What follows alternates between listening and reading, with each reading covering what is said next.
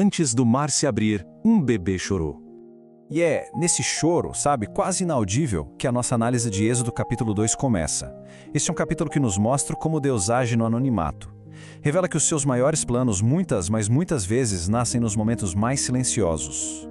É que Êxodo 2 não é um capítulo de milagres espetaculares. Não tem discursos grandiosos. É melhor a gente pensar nele como os bastidores da grande história da salvação. Um lugar onde a fé e a coragem de pessoas comuns acabam se tornando as verdadeiras engrenagens do plano de Deus. E o palco, ele é montado com personagens que, à primeira vista, parecem comuns. Um bebê frágil cuja vida está por um fio, uma mãe que usa toda a sua criatividade para protegê-lo, uma irmã que vigia de longe com uma atenção que é crucial, uma princesa vinda justamente da casa do opressor que se compadece e um futuro libertador que ainda precisa ser moldado.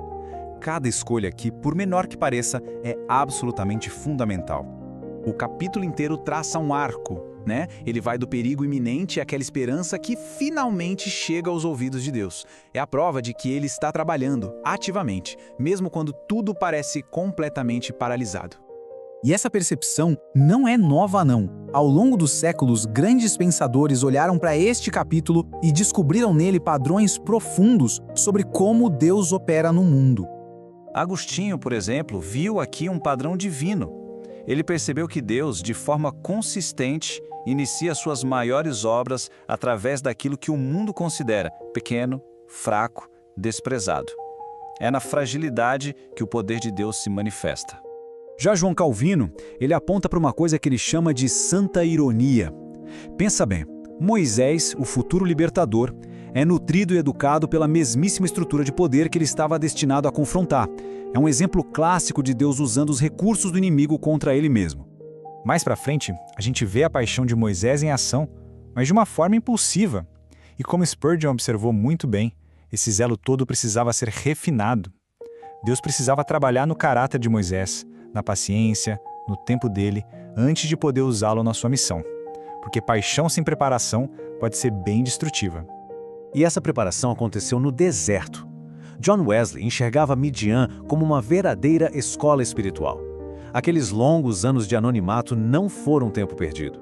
Foram um treinamento essencial em humildade, em obediência e, acima de tudo, na arte de esperar pelo tempo de Deus. Essa sabedoria toda que atravessa os séculos não surgiu do nada. Ela nasceu de um olhar atento ao texto, um olhar que revela camadas e mais camadas de significado. Êxodo 2 esconde detalhes fascinantes que, uma vez que a gente percebe, iluminam toda a narrativa.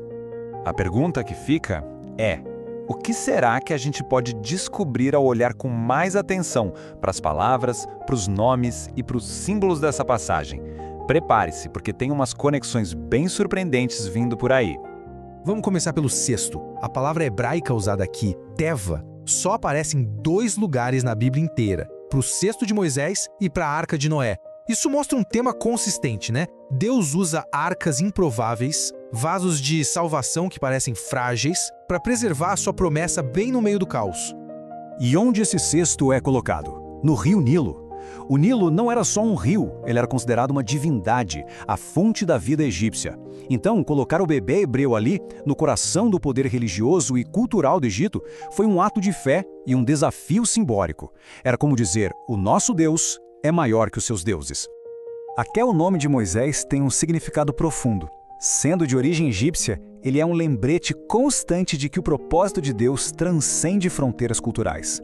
Ele usa elementos da cultura opressora para forjar o libertador do seu povo. E a gente não pode, de jeito nenhum, esquecer de Miriam. Sem nenhum milagre, nenhum ato espetacular, a inteligência dela, a coragem e o pensamento rápido foram o elo que conectou todas as partes do plano. Os planos divinos, muitas vezes, dependem da bravura e da sabedoria humana. Mas a história de Moisés, com toda a sua riqueza, não termina em si mesma. Ela serve como uma sombra, sabe? Um prenúncio de um resgate ainda maior que estava por vir.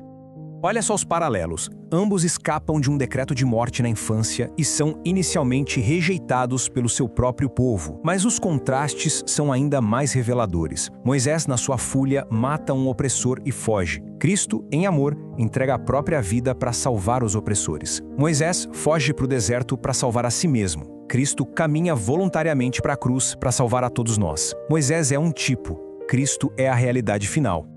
E isso tudo nos traz para o nosso próprio tempo, para a nossa própria vida. A história de Êxodo 2 fala diretamente aos nossos desertos, aos nossos períodos de espera e de anonimato.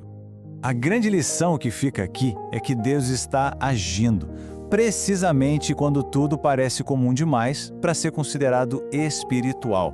Nos dias de rotina, nos anos de silêncio, naquela preparação que ninguém vê. É ali que a libertação está sendo forjada.